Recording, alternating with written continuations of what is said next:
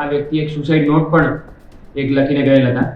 એ બાબતની ફરિયાદ અમે સાવરકુંડલા પોલીસ સ્ટેશન ખાતે એમના દીકરાએ એક ફરિયાદ નોંધાવેલી હતી. એમની પાસેથી પઠાણી ઉઘરાણી કરતા હતા, ઊંચું વ્યાજ લેતા હતા. જેમાં અશોકભાઈ ચૌહાણ નામના વ્યક્તિએ સુસાઇડ કર્યું હતું.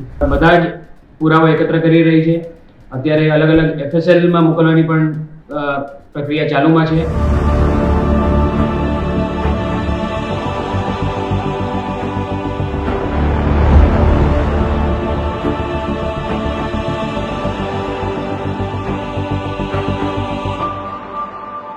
વ્યાજખોરોના 20 ચક્રમાં ફસાઈ આજ દિન સુધી અનેક પરિવારોના માળા વિખાઈ ચૂક્યા છે.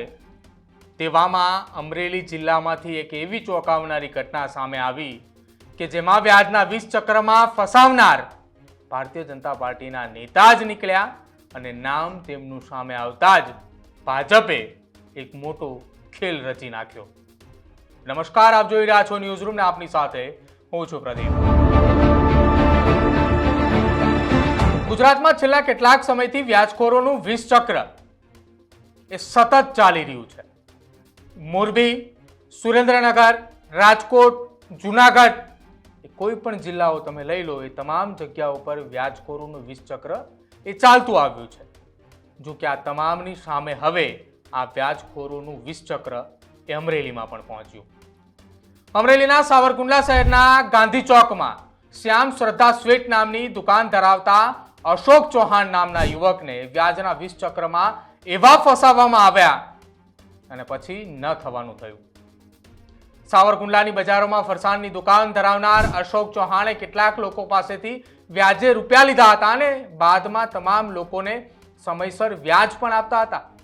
પરંતુ 20 ચક્રમાં ફસાવનારોની લાલચ વધી અને માંગણી એ વ્યાજની વધુ શરૂ કરી અને ન આપે તો જમીન, મકાન, દુકાન પચાવવાની ધમકીઓ આપવા લાગ્યા. અને માંગણીઓ પણ ફરસાણની દુકાન ધરાવનાર અશોક ચૌહાણે પૂરી પણ કરી.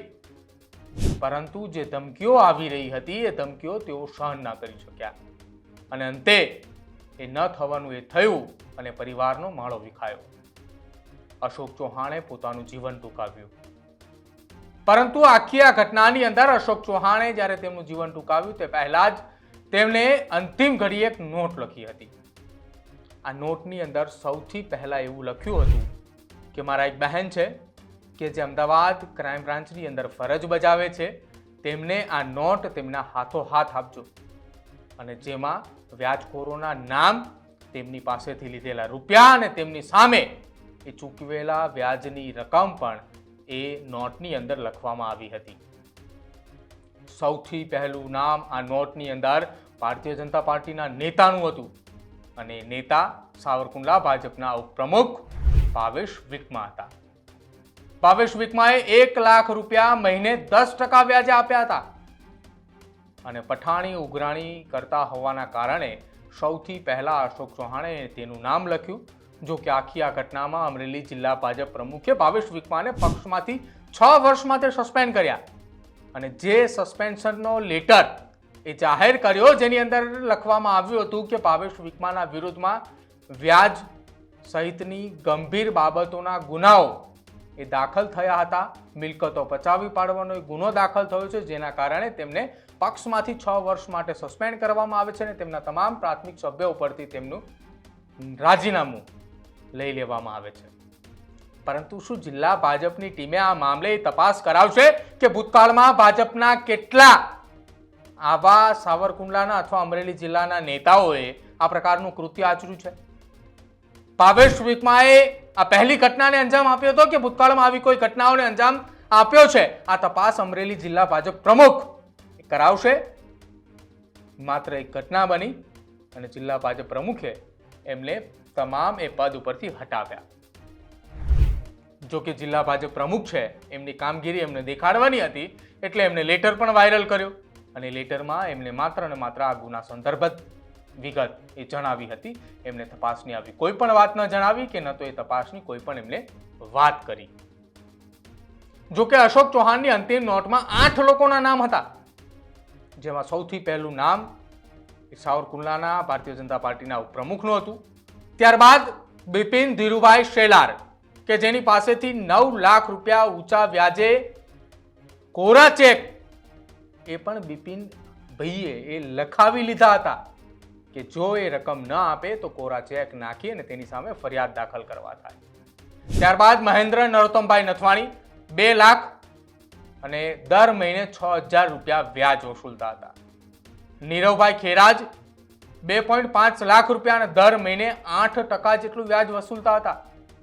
ત્યારબાદનું નામ મુકેશભાઈ કે જે 3 લાખ રૂપિયા અને દર મહિને 6% જેટલું વ્યાજ એ ચૂકવતા છતાં બાકીની રકમ લેવા માટે એ દબાણ કરતા હતા. જીતુ મનુભાઈ વાળા 2 લાખ દર મહિને 8% વ્યાજ. મનુ ભીમભાઈ વાળા 6 લાખ અને દર મહિને 30,000 રૂપિયા વ્યાજ વસૂલતા હતા. રઘુ ખુમાણ વ્યાજ એકઠા કરવાનું કામ કરતા હતા અને મિલકત પચાવવા ધમકીઓ આપતા હોવાની વાત આ છેલ્લે આ વ્યક્તિના નામે લખાયું છે. અને છેલ્લે એ વ્યક્તિ વારંવાર એમની દુકાન ઉપર આવી રૂપિયાની માગણી કરવામાં આવે અને ભરી બજારની અંદર રૂપિયા ન આપવામાં આવે તો મિલકત પચાવવાની ધમકીઓ આપવામાં આવતી હતી, જે અંગે અશોક ચૌહાણને લાગી આવતા તેને અંતિમ આ પગલું ભર્યું. જો કે આ ઘટના અંગે અમરેલી જિલ્લાના એએસપી વલય વૈદે શું કહ્યું એ સાંભળો. પહેલા 12 મેના રોજ એક સાવરકુંડલા ખાતે એક બનાવ બન્યો હતો, જેમાં અશોકભાઈ ચૌહાણ નામના વ્યક્તિએ સુસાઇડ કર્યું હતું. આ જે વ્યક્તિએ સુસાઇડ કર્યું તે પછી પોલીસ તપાસ હાથ ધરવામાં આવી હતી. આ તપાસ દરમિયાન એ જાણવા મળ્યું કે આ વ્યક્તિ એક સુસાઇડ નોટ પણ એક લખીને ગયેલ હતા. એ બાબતની ફરિયાદ અમે સાવરકુંડલા પોલીસ સ્ટેશન ખાતે એમના દીકરાએ એક ફરિયાદ નોંધાવેલી હતી. આ ફરિયાદ મુજબ આ જે મરણ જનાર ઇસમ છે અશોકભાઈ ચૌહાણ, તેમણે લગભગ 8 લોકો પાસેથી ઊંચા વ્યાજે અલગ અલગ સમયે પૈસા લીધેલા હતા અને આ 8 માણસો એમની પાસેથી પઠાણી ઉઘરાણી કરતા હતા, ઊંચું વ્યાજ લેતા હતા અને એ બાબતની ફરિયાદ અત્યારે સાવરકુંડલા ટાઉન પોલીસ સ્ટેશનમાં નોંધાયેલી છે. અત્યારે પોલીસ આમાં આગળની તપાસ કરી રહી છે. આ જે 8 આરોપીઓ છે જેમના વિરુદ્ધ ફરિયાદ નોંધાયેલી છે એમના નામ છે: પહેલું બિપિનભાઈ ધીરુભાઈ શેલાર, બીજું ભાવેશભાઈ ગોલણભાઈ વિકમા, ત્રીજું મહેન્દ્રભાઈ નરોત્તમભાઈ નથવાણી, ચોથું નીરવભાઈ ખેરાજ, પાંચમું મુકેશભાઈ શિવલાલભાઈ નથવાણી, છઠ્ઠું જીતુભાઈ મનુભાઈ વાળા, સાતમું મનુભાઈ ભીમભાઈ વાળા અને આઠમું રઘુભાઈ ખુમાણ. અત્યારે પોલીસ આ બધા જ પુરાવા એકત્ર કરી રહી છે. અત્યારે અલગ અલગ FSL માં મોકલવાની પણ પ્રક્રિયા ચાલુમાં છે અને ટૂંક જ સમયમાં બધા જ આરોપીઓને પકડી પાડવામાં આવશે. હાલ કેટલા આરોપી પોલીસ પકડે છે? હાલ 2 આરોપી અમે પકડી પાડેલ છે અને બીજા આરોપીની શોધખોળ ચાલુ છે. તો અમરેલીના સાવરકુંડલાની અંદર ફરસાણની દુકાન ધરાવનાર અશોક ચૌહાણ નામના વ્યક્તિએ પોતાનું જીવન ટૂંકાવ્યું અને આખી આ ઘટનાની અંદર સૌથી ચર્ચિત અને મુખ્ય એ ચહેરો રહ્યો વ્યાજખોરીની ફરિયાદની અંદર અમરેલી જિલ્લાના સાવરકુંડલા શહેર ભાજપના ઉપપ્રમુખ. અને આખી આ ઘટનાની અંદર 8 વ્યાજખોરોની સામે પોલીસે ફરિયાદ નોંધી અને તમામની ધરપકડ કરવા માટેની તજવીજ હાથ ધરી છે. જો કે અત્યાર સુધીમાં માત્ર 2 જ વ્યક્તિઓની ધરપકડ થઈ છે અને સાવરકુંડલા શહેરની અંદર ગાંધી ચોકમાં જે મીઠાઈ અને ફરસાણની દુકાન ચલાવતા હતા એ વેપારી પાસેથી શહેર ભાજપના ઉપપ્રમુખ એ વારંવાર તગડા વ્યાજની માગણી કરતા હતા. મિલકતો પચાવવા માટેની માગણીઓ થઈ રહી હતી, જેના કારણે આ આખી ઘટનાની અંદર એક પરિવારનો માળો વિખાયો છે. જે વેપારીએ ખુશીથી પોતાની દુકાન ચલાવી રહ્યા હતા, જેના થકી એ તેમના ઘરનું ગુજરાન ચાલતું હતું, એ વ્યક્તિએ પોતાનું જીવન ટૂંકાવ્યું છે અને માત્ર એક જ કારણ વ્યાજખોરોના આ વિષ ચક્રમાં ફસાઈ ગયા બાદ. તમારું શું માનવું છે આખી આ ઘટના સંદર્ભે અને ખાસ શું માની રહ્યા છો તમે અમરેલી જિલ્લાના સાવરકુંડલાના એ શહેર ભાજપના ઉપપ્રમુખનું? કે શું ભૂતકાળમાં આવા કે બીજા કોઈ ગુનાની અંદર અથવા ભૂતકાળની અંદર આ પ્રકારના કોઈ વ્યાજના વિષ ચક્રમાં સાવરકુંડલાના કોઈ વ્યક્તિને ફસાવ્યા છે?